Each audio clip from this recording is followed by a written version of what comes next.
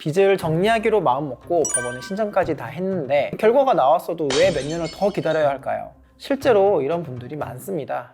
파산 절차는 이미 진행이 됐는데 생활은 여전히 멈춰있는 상태. 그런데 이 구조 이제 조금씩 바뀌게 됩니다. 첫째, 끝난 것 같았는데 왜 기다려야 했는지. 둘째, 어떻게 변해서 빨라질 수 있게 된 건지.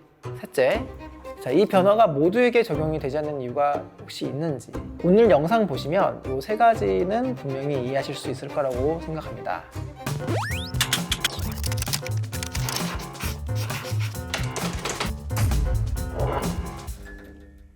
안녕하세요. 비대회생 환경동 변호사입니다.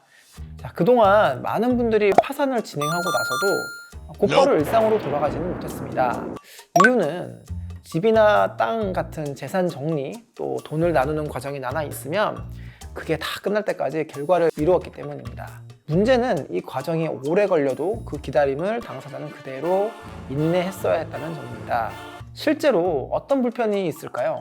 겉으로 보면 이미 회생은 진행이 됐고 파산도 선고가 됐는데 생활은 그대로이다 라는 문제가 발생을 하죠. 신용회복도 어렵고 새 출발을 준비하기도 애매한 그런 상태가 몇 년씩이나 이어지는 경우도 있었습니다. 이런 상황을 보고 법원은 이렇게 생각을 하게 됩니다. 이미 확인할 건 다 확인했고 재산 정리가 늦어진다는 이유만으로 이 사람을 계속 기다리게 해야 할 필요가 있을까? 이렇게 해서 나온 방식이 바로 선면책이라는 겁니다.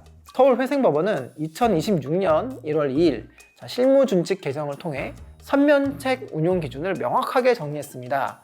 쉽게 말해서 정리할 게 남아있다 하더라도 일단 이 사람의 생활은 먼저 정상으로 돌려놓자는 개념입니다. 다만 모든 사건이 선면책 대상이 되는 건 아닙니다. 다음과 같은 요건이 충족돼야 되는데, 첫 번째 시간 요건, 파산 선고 이후 1년 이상 경과해야 하고요. 두 번째, 조사 절차가 완료돼야 됩니다.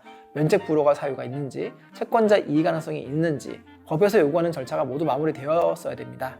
단순히 시간이 지났다고 해서 선면책이 이루어지는 건 아니에요. 세 번째, 다음 사정이 있으면 또 선면책이 제한됩니다.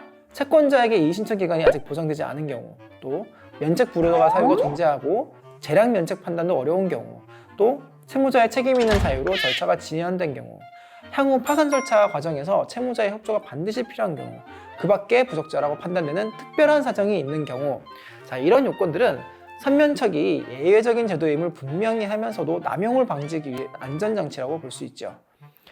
선면책이 되면 빚에 대한 부담에서는 먼저 벗어나서 신용회복을 준비할 수도 있습니다. 재산 정리, 남은 절차는 뒤에 계속 진행이 되죠. 하지만 그분의 생활 자체가 멈춰 있었던 것은 이제 다시 정상적으로 돌아가게 됩니다. 오늘 이야기의 핵심을 정리하면 이렇습니다. 선면책은 모든 것을 한 번에 끝내주는 그런 제도가 아닙니다. 다만 이미 회생이나 파산을 진행한 사람에게 불필요하게 길었던 기다림을 줄여주기 위한 좋은 방식인 건 맞습니다. 지금 내가 겪고 있는 이 기다림이 정말 필요한 건지, 아니면 좀 이 기다림을 좀 짧게 가져갈 수는 없는지 전문가와 함께 한 번쯤은 점검해 볼 필요가 있을 것 같네요.